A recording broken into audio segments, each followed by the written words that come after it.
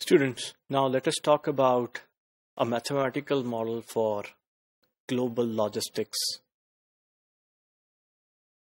It would be a simpler model, and a global logistics supply chain is actually influenced by the governments at both ends of the transaction as well as the other international institutions.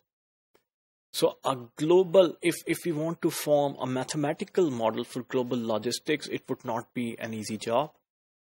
But we can take different basic factors that are influencing the global logistics, and we can actually incorporate it in the mathematical model. Of course, the government which is involved in different channels of your supply chain, for your supply, there might be a different government rules applicable. For your manufacturing, there might be even more than 5 or 6 governments or countries involved in it. And even for your retailing, there might be like 20 or 30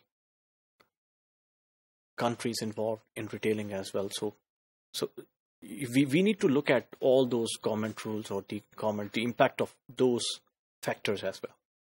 And of course, the other international institutions as well.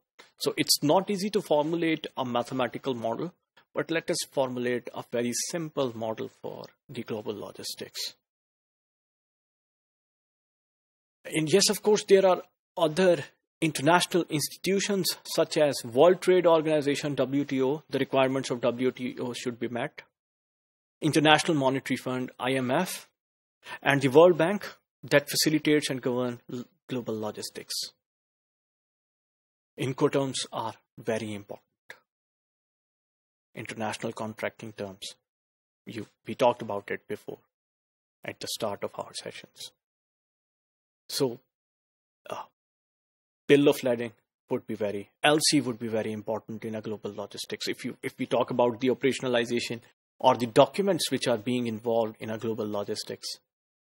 So these things are being influenced by different governments, different international institutions as well. So let us formulate a simple global logistic model, which is of minimizing Z function.